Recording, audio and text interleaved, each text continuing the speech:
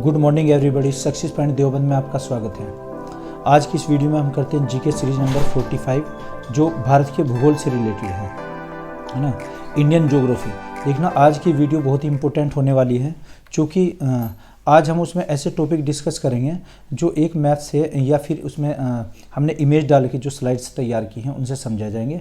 Topic होगा भारत की मिट्टी, है ना। तो स्टार्ट करते हैं।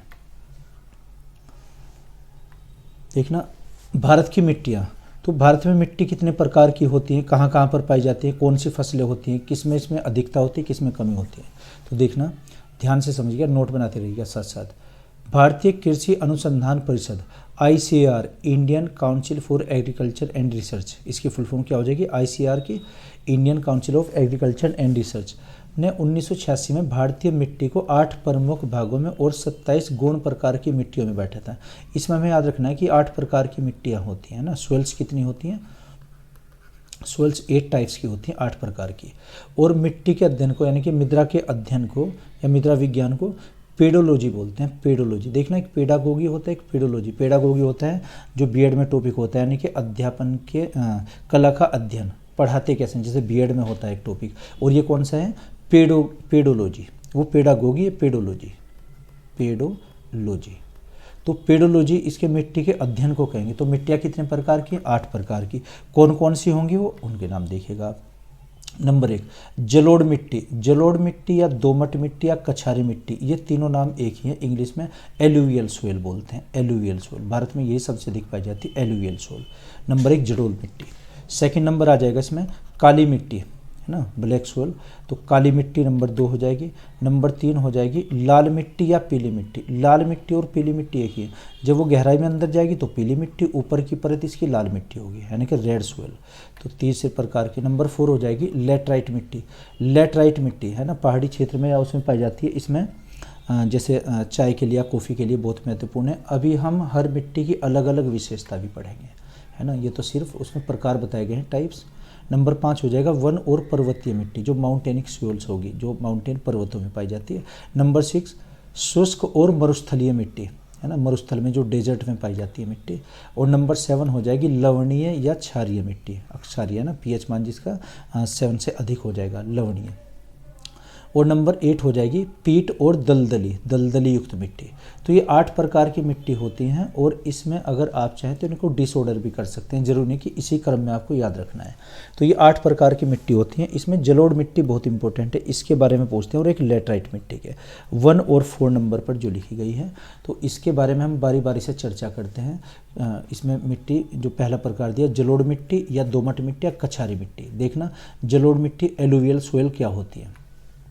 एक तो यह 2 प्रकार की होती है, एक बांगर मिट्टी और एक खादर मिट्टी। बांगर और खादर, बांगर किसे कहते हैं और खादर किसे कहते हैं। जैसे हमारे यहाँ उत्तर प्रदेश में एलुवियल सोइल यानी कि जलोढ़ मिट्टी होती है, तो बांगर मिट्टी।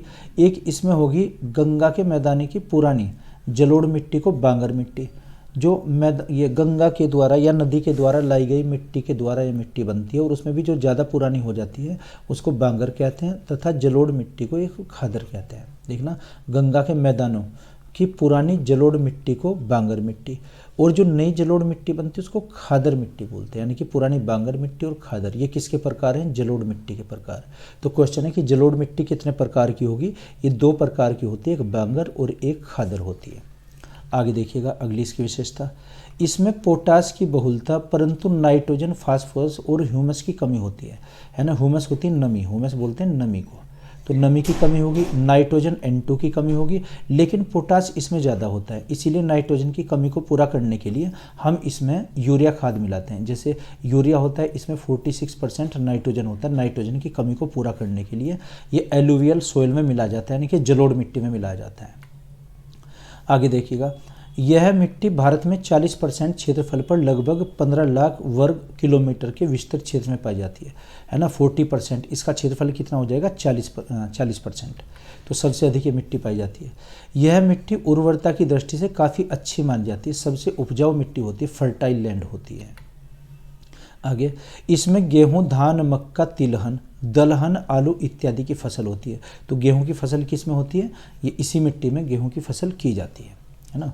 जो भारत में गेहूं और चावल की मिट्टी, ये भारत में इसका पहला स्थान है। वैसे तो विश्व में चाइना का स्थान है, लेकिन भारत में सबसे अधिक फसल होती है गेहूं की और चावल की, और फिर गन्ने की अगर उत्तर प्रदेश में हम देखते हैं। नेक्स्ट इसमें सेकंड नंबर काली मिट्टी। देखना काली मिट्टी के अन्य नाम भी होते हैं। रेगोर मिट्टी, ये क्वेश्चन आता है कि रेगोर मिट्टी किसको कहा जाता है? काली मिट्टी को। रेगोर मिट्टी, कपास मिट्टी, ट्रॉपिकल ब्लैक या अर्थता, ये आ जाएगी इसमें ट्रॉपिकल चेरनोजम। ट्रॉपिकल चेरनोजम मिट्टी भी इसी का नाम होता है काली मिट्टी का। ये क्वेश्चन बहुत आता है कि रेगोर मिट्टी किसे कहा जाता है? तो काली मिट्टी को, है ना। तो इसका जो ये कलर होगा, रंग, वो कालेपन पर होगा, कुछ ब्लैकिश होगा। क्या है इसकी विशेषता? इसका रंग काला होता है, गहरा काला होगा, है ना, डीप ब्लैक। और इसमें मुख्यतः लोहा या चूना, कैल्शियम, पोटास, एल्युमिनियम, है ना, एल्युमिनियम या फिर मैग्नीशियम की प्रचुरता पाई जाती है। यानी कि इस मिट्टी में ये चीज़ें ज़्यादा होती हैं, इनकी अबाउंड होती है, प्रचुरता। लोहा या चूना पाया जाता है इसमें। आगे इसमें नाइट्रोजन, फास्फोरस और जैव पदार्थों की कमी रहती है। नाइट्रोजन की इसमें भी कमी होती है। जैसे एलुवियल सोल में हमने पढ़ा था दोमट में नाइट्रोजन की कमी, इसमें भी नाइट्रोजन की कमी होती है। अगली विशेषता इसमें, यह कहाँ पाई जाती है? महाराष्ट्र में या पश्चिमी मध्य प्रदेश, गुजरात, आंध्र प्रदेश, कर्नाटक, राजस्थान, तमिलनाडु और उत्तर प्रदेश के जालौन, हमीरपुर, बांदा और झांसी, यानी कि पूर्वी उत्तर प्रदेश में भी पाई जाती है मिट्टी, है ना, काली मिट्टी। तो आगे देखिएगा काली मिट्टी में हम क्या उगाते हैं। जैसे फसलें क्या होती हैं इसकी प्रमुख फसलें? अरहर की दाल, गेहूँ, ज्वार, अलसी, अलसी का तेल निकलता है, सरसों, तंबाकू और मूंगफली या कपास। वैसे तो मूंगफली गुजरात में, आंध्र प्रदेश में होती है ज़्यादा, लेकिन यहाँ पर अगर इन 3 जिलों में देखें, उत्तर प्रदेश में, इसमें मूंगफली की खेती। तो मूंगफली की किस में होगी? जो काली मिट्टी होती है। काली मिट्टी का ही नाम रेगोर मिट्टी होता है। आगे देखते हैं नेक्स्ट। इसमें है लाल और पीली मिट्टी। लाल और पीली मिट्टी लगभग एक जैसी होती हैं। ऊपर की परत को लाल बोलते हैं, गहराई में पीली मिट्टी हो जाएगी। ये लाल मिट्टी दर्शाई गई है इसमें, इमेज देखिएगा आप। इसकी क्या है विशेषता? इसका लाल रंग लोह ऑक्साइड के कारण होता है। जो फेरस ऑक्साइड होता है इसमें, लोह ऑक्साइड, उसके कारण लाल रंग होगा। सेकंड, परंतु नीचे जाने पर पीले रंग में बदल जाता है। जो गहराई में मिट्टी पाई जाएगी, अगर खोद कर देखें तो पीले रंग की है, ऊपर से देखें तो लाल रंग की है। ऊपर क्या होगी? लाल रंग की। और गहराई में अगर देखते हैं, डीप में इसके जाते हैं खोद कर, तो ये पीली मिट्टी निकलती है वहाँ से। लाल और पीली ये एक ही प्रकार की मिट्टी होती है। इसमें लोहा, एल्युमिनियम तथा चूना अधिक मात्रा में और फास्फोरस, नाइट्रोजन, ह्यूमस की कमी पाई जाती है। ये तो लोहा और चूना तो अधिक होते हैं, लेकिन फास्फोरस, नाइट्रोजन और ह्यूमस, ह्यूमस का मतलब नमी, इनकी कमी पाई जाती है। आगे कहाँ पाई जाएगी? इसका क्षेत्र विस्तार क्या होगा? तमिलनाडु, कर्नाटक, दक्षिणी महाराष्ट्र, छत्तीसगढ़, आंध्र प्रदेश, उड़ीसा और छोटा नागपुर का पठार, जो झारखंड में छोटा नागपुर का पठार। देखना नागपुर जिला महाराष्ट्र में होता है, छोटा नागपुर का पठार ये झारखंड और बिहार के कुछ क्षेत्र में है, यहाँ पर पाई जाती मिट्टी, है ना। इसके ऊपरी भागों में बाजरे तथा निचली घाटियों में, मैदानों में जहाँ इसकी परत मोटी होती है, वहाँ कपास, गेहूं, दाल और तंबाकू और मूंगफली की खेती की जाती है। देखना ऊपरी भागों में बाजरा की खेती और इसी में तंबाकू और मूंगफली, है ना, गेहूं, दाल और कपास की इसमें फसल उगाई जाती है। नेक्स्ट देखते हैं लैटराइट मिट्टी। लैटराइट मिट्टी की जो प्रकृति होगी, इसमें लोह ऑक्साइड के कारण इसका रंग लाल होता है ना, लालपन पर होगी लैटराइट मिट्टी। और इसका स्वरूप ईंट की भांति होता है ना, भीगने पर कोमल तथा सूखने पर ढेलेदार बनती है। इसमें डले बन जाते हैं, जिसको हम सामान्य भाषा में डला बोलता है, यानी कि मिट्टी के टुकड़े बन जाएंगे, एक ही पीसेज। अच्छा, इसमें आयरन और सिलिका की अधिकता होती है, आयरन और सिलिका अधिक पाई जाती है। आगे ये दिखाया गया, इसमें चाय की खेती जैसे होती है, तो ये किस के लिए है? लैटराइट मिट्टी में चाय और इलायची की खेती की जाती है। चाय और इलायची के लिए सर्वाधिक उपयुक्त मिट्टी है। देखना चाय के बागान जो कॉफ़ी के होते हैं वो फेजेंडा बोलते हैं, और ये ढलानदार होती है पर्वतों से नीचे उतरने पर। और एक इसमें किसमें? इलायची की खेती की जाती है। भारत में सबसे अधिक इलायची कहाँ? तमिलनाडु में होती है और केरल में, है ना, केरल, तमिलनाडु। इलायची की वहाँ पर पहाड़ियाँ, जिनको हम नीलगिरी की पहाड़ियाँ, अन्नामड़ई की। और एक ब्लैक वाली इलायची होती है, वो सिक्किम में पाई जाती है, उसका उत्पादन सिक्किम में। और चाय के लिए सबसे अधिक चाय असम में होगी, और सबसे उत्तम क्वालिटी की दार्जिलिंग में होती है चाय। तो चाय का उपभोक्ता देश भारत सबसे बड़ा है। आगे आइएगा अगला, इसमें वन और पर्वतीय मिट्टी। देखना इस प्रकार की मिट्टी 3 भागों में बनती है, जो 5वीं प्रकार की है 3। एक तो पथरीली मिट्टी, चूनायुक्त मिट्टी और आग्नेय मिट्टी। पहले क्या है? पथरीली मिट्टी। सेकंड इसमें चूना मिट्टी और आग्नेय मिट्टी। इसमें कंकड़ पत्थर पाए जाते हैं पथरीली मिट्टी में, जो कि पर्वतों पर पाई जाएगी, तो नेचुरल सी बात है इसमें कंकड़ पत्थर होंगे। और चूनायुक्त मिट्टी मसूरी, नैनीताल, चक्रोता, है ना, एक जगह पड़ती है, चक्रोता में पाई जाती है चूनायुक्त मिट्टी। भूमि में केवल चीड़ और साल आदि के वृक्ष पाए जाएंगे। इसमें क्या करते हैं, चीड़ के और साल के, जैसे वनों में होते हैं पेड़। अगला बिंदु है आग्नेय मिट्टी। तो आग्नेय मिट्टी में ग्रेनाइट और ये डायोराइट आदि आग्नेय चट्टानों का निर्माण होता है। इसमें नमी धारण करने की शक्ति होती है, इनके अंदर नमी होती है मिट्टी के, और इस कारण यहाँ कृषि की जाती है। जब नमी है तो वहाँ पर कृषि की जाएगी, यानी कि ह्यूमस है यहाँ पर, ह्यूमस। ठीक है जी, आगे देखिएगा और साथ साथ इन्हें नोट करते रहिएगा। देखिए ये काफ़ी इंपॉर्टेंट टॉपिक है, इससे भूगोल में क्वेश्चन पूछे जाते हैं। शुष्क और मरुस्थलीय मिट्टी जो नंबर 6 होगी, इसका विकास शुष्क और अर्ध शुष्क जलवायु दशाओं में हुआ है। आगे यह मिट्टी रेतीली और बजरी युक्त होती है मरुस्थल में, यानी कि जहाँ पर डेजर्ट होगा, जहाँ पर रेत होता है, तो कहाँ पर है, इसमें बजरी पाई जाती है और रेतीली मिट्टी में। इसमें नाइट्रोजन की कमी पाई जाएगी। आगे 7 इसमें जो टाइप की मिट्टी है मृदा, लवणीय या क्षारीय मिट्टी। लवणीय में क्या है देखना, इन मुद्राओं में सोडियम, पोटेशियम और मैग्नीशियम के लवणों का अनुपात अधिक होता है, यानी कि सोडियम और पोटेशियम पाया जाता है, पोटाश इसको बोलते हैं। इसमें चूना और नाइट्रोजन की कमी होती है। नेक्स्ट इसमें बिंदु है बरसीन। इसमें हम फसल कौन सी लेते हैं, फसल जैसे बरसीन, चावल, गन्ना, आंवला, जामुन, है ना, फालसा, अमरूद, है ना, ये इसमें प्रयुक्त किए जाते हैं, यहाँ पर हम इसको उगाते हैं। नेक्स्ट इसमें पीट और दलदली मिट्टी। पीट या दलदली, है ना, जो नमी उसमें होगी, दलदली वाले स्थानों पर कीचड़ टाइप में होता है जैसे, तो ये मिट्टियाँ वर्षा ऋतु जल में डूबी रहती हैं वर्ष भर, और बाद में इन पर चावल की खेती की जाती है ना, चावल की खेती के लिए, यानी कि नमी होनी चाहिए उसमें। अच्छा आगे, ये काली, भारी और अति अम्लीय मिट्टी होती है। इसकी विशेषता क्या है, अम्लीय, एसिडिटी इसमें पाया जाएगा ज़्यादा।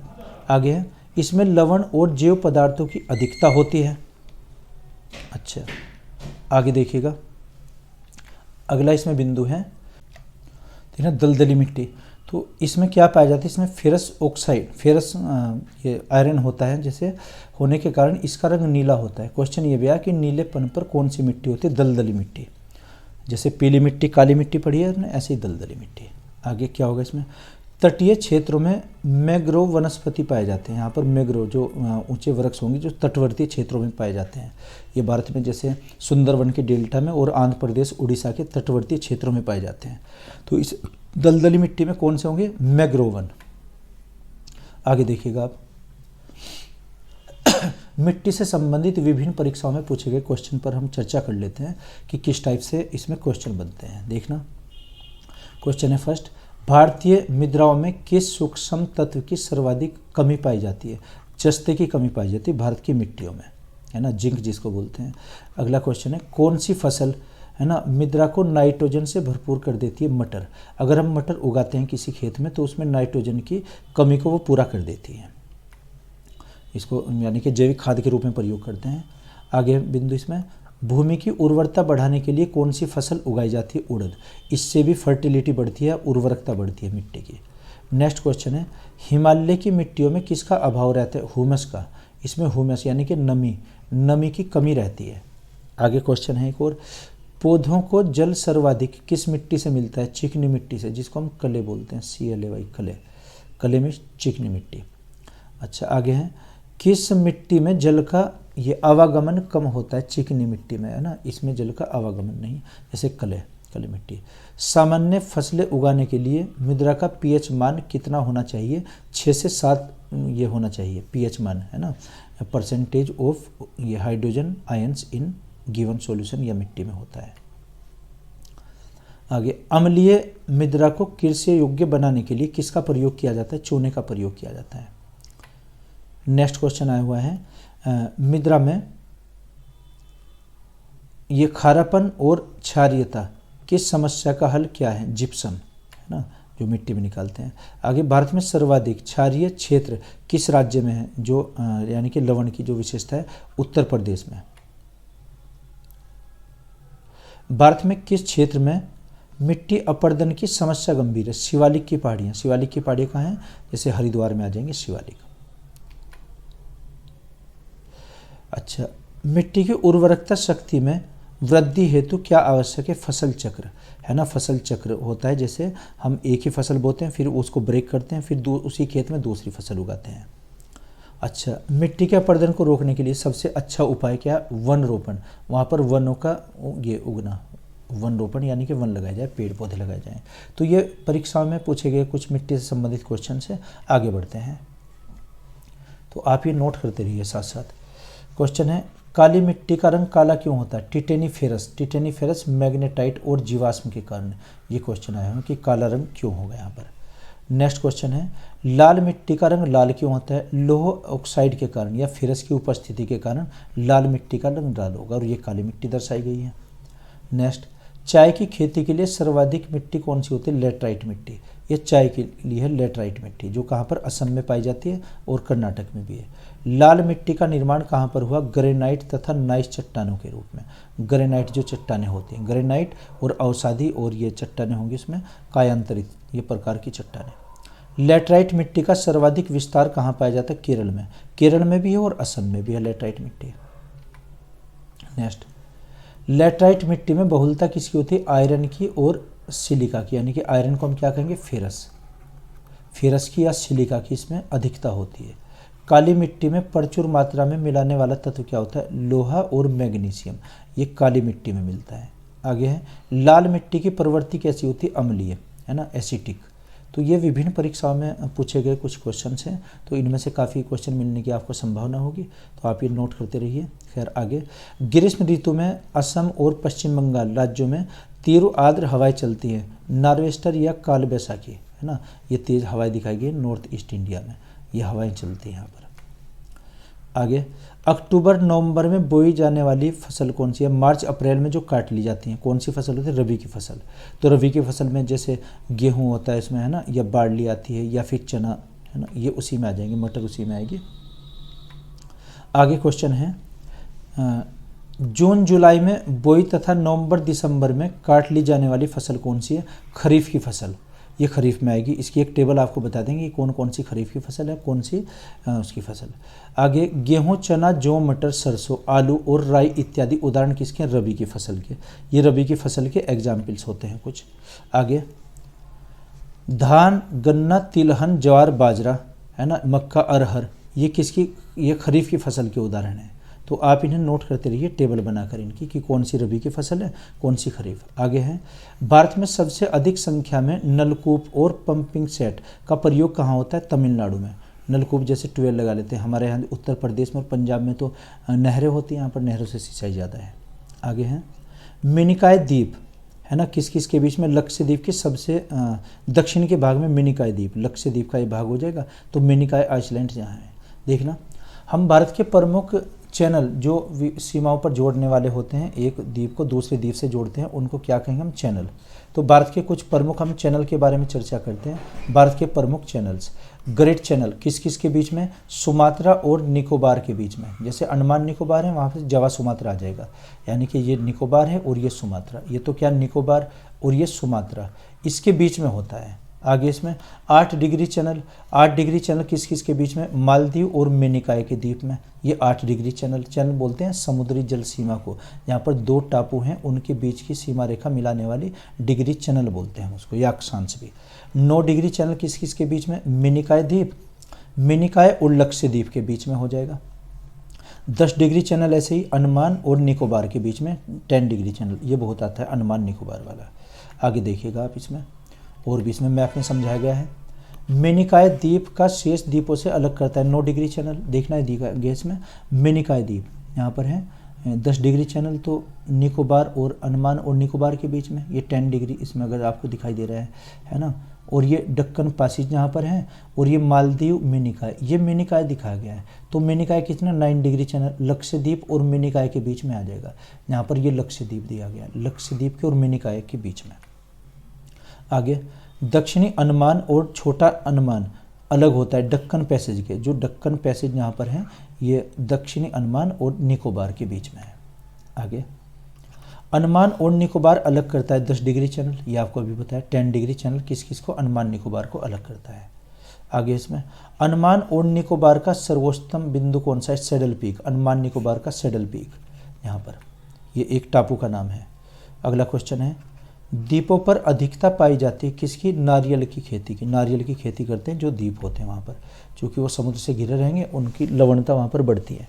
लक्षद्वीप का सबसे बड़ा द्वीप कौन सा है? मिनिकॉय द्वीप। तो मिनिकॉय कहाँ पर आएगा? लक्षद्वीप में। जैसे सैडल पीक है अंडमान निकोबार में, लक्षद्वीप में मिनिकॉय आ जाएगा।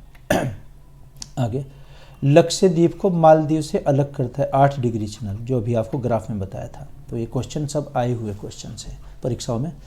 अगला क्वेश्चन है, इंडोनेशिया के सुमात्रा द्वीप तथा ग्रेट निकोबार द्वीप को अलग करता है ग्रेट चैनल, है ना, जो पीछे भी मैप में बनाया पिछली स्लाइड पर। आगे, पाक अधिकृत कश्मीर और श्रीनगर को जोड़ता है बुर्जिला दर्रा। बुर्जिला दर्रा किस में है? ये पीओके, जैसे पीओके पाक ऑक्युपाइड कश्मीर और श्रीनगर को, ये उसको जोड़ता है बुर्जिला।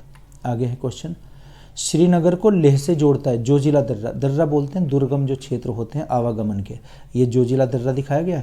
इसमें किस किस को जोड़ता है? श्रीनगर को और लेह को जोड़ता है, जैसे लेह लद्दाख होता है ऐसे। अगला क्वेश्चन है, हिमाचल प्रदेश और तिब्बत को कौन सा दर्रा जोड़ता है ना? ये सिमखिला, सिपखिला है वैसे, सिपखिला गलत प्रोनाउंस हो गया इसमें। आगे, जम्मू और हिमाचल प्रदेश को जोड़ता है ना, जम्मू और हिमाचल को। नाथुला नहीं, नाथुला तो उसमें आएगा, ये सिक्किम में, ये सिक्किम में है, ये गलत, इसे छोड़िए आप क्वेश्चन को, ये नहीं नोट करना, ये गलत टाइप हुआ है। आगे, पश्चिमी घाट का अन्य नाम क्या है? सह्याद्री पर्वत। पश्चिमी घाट जो महाराष्ट्र का क्षेत्र होगा, महाराष्ट्र पश्चिमी घाट को सह्याद्री तट कहेंगे। आगे, सह्याद्री पर्वत स्थित है महाराष्ट्र में, अभी आपको बताया। जैसे ये आ जाएगा, ये सह्याद्री का कोस्ट पड़ता है यहाँ पर, ये तट कौन सा होगा? सह्याद्री। तो पश्चिमी घाट को सह्याद्री। आगे क्वेश्चन है, पश्चिमी घाट, पूर्वी घाट और दक्षिण की पहाड़ियों का मिलन बिंदु। नीलगिरी की पहाड़ियाँ। नीलगिरी की पहाड़ियाँ कहाँ हैं? ये इसमें तमिलनाडु और गुजरात में, इसमें हो जाएंगी केरल में, केरल तमिलनाडु में नीलगिरी की पहाड़ियाँ। वहाँ पश्चिमी घाट और पूर्वी घाट और यहाँ पर दक्षिण का पहाड़ी क्षेत्र मिला हुआ है। नेक्स्ट क्वेश्चन है, भारत में द्वीप समूह स्थित है बंगाल की खाड़ी में और अरब सागर में। अरब सागर में कहाँ? लक्षद्वीप, और बंगाल की खाड़ी में अंडमान निकोबार। तो ये यहाँ पर ये द्वीप दिखाया गया अंडमान निकोबार में और इसमें। तो अगला क्वेश्चन है, अंडमान निकोबार की राजधानी पोर्ट ब्लेयर किस में स्थित है? दक्षिणी अंडमान में। चूँकि द्वीप अलग अलग हैं, जैसे नॉर्थ अंडमान और मिडल अंडमान और लोअर अंडमान, पोर्ट ब्लेयर, ये पोर्ट ब्लेयर यहाँ पर स्थित है। देखिएगा आप क्या कहेंगे इसको? दक्षिणी अंडमान में पोर्ट ब्लेयर स्थित है। आगे, अंडमान निकोबार द्वीप समूह का सबसे उत्तरी द्वीप कौन सा है? ये लेडलफॉल द्वीप। इसका नाम क्या है? लेडलफॉल। एक ये इसमें द्वीप बताया गया है, यहाँ पर एक टापू है। नेक्स्ट, सतपुड़ा का सर्वोच्च बिंदु कौन सा है? धूपगढ़। सतपुड़ा, धूपगढ़ है ना, ये कहाँ? मध्य प्रदेश में। आगे, छोटा नागपुर पठार का सर्वोच्च बिंदु कौन सा है? पारसनाथ, है ना। छोटा नागपुर का पठार कहाँ है? झारखंड में, और कुछ भाग इसका बिहार में भी है। नेक्स्ट क्वेश्चन देखते हैं, दक्षिण में इलायची पर्वत और नीलगिरी पर्वत अलग होता है पाल घाट से। पाल घाट किसको अलग करता है? जैसे यहाँ पर हम केरल और तमिलनाडु, तो इसके बीच में है ये पाल घाट। और भोर घाट और थाल घाट कहाँ है? महाराष्ट्र में। आगे, न्यू मोर द्वीप कहाँ स्थित है? बंगाल की खाड़ी में। न्यू मोर द्वीप क्वेश्चन और भी परीक्षाओं में पूछा गया है। आगे, आलू, मूंगफली, गन्ना, प्याज का उदाहरण किसका? नगदी फसल का। नगदी फसल का मतलब ये जिनको बेचकर हम पैसा कमाते हैं, यानी कि कैश क्रॉप। गन्ना भी उसी में आ जाएगा, तंबाकू हो जाएगा उसी में। इलायची की पहाड़ियाँ कहाँ पर स्थित हैं? केरल में इलायची की पहाड़ियाँ दी गई हैं, इलायची की पहाड़ियाँ। आगे क्वेश्चन है, भारत में अरावली पर्वत और सतपुड़ा पर्वत उदाहरण है अवशिष्ट पर्वतों का, अवशिष्ट रिजिडुअली माउंटेन्स का। ये अरावली दिखाया गया है, विश्व की सबसे पुरानी पर्वत श्रृंखला भी है, और ये दिल्ली और हरियाणा और ये इसमें राजस्थान में। राजस्थान का जो माउंट आबू है वो इसी में स्थित है, माउंट आबू, यानी कि उसको बोलते हैं, एक वहाँ पर जैन का मंदिर बना हुआ माउंट आबू पर, है ना। आगे तो इसमें ये जीके के कुछ क्वेश्चन थे, और इसमें आप नोट करते रहिए, विभिन्न परीक्षाओं में पूछे गए क्वेश्चन हैं, आपके लिए बहुत ही लाभकारी होंगे अगर आप इनके नोट्स बनाकर बार बार इनका रिवीजन करेंगे। फिर भी अगर कुछ आपको इसमें कोई डाउट हो तो आप कमेंट बॉक्स में लिखिएगा या डायरेक्ट आप फ़ोन कीजिएगा, जैसे आपके मन में। मैं आशा करता हूँ कि समझ आया होगा। Okay, thank you.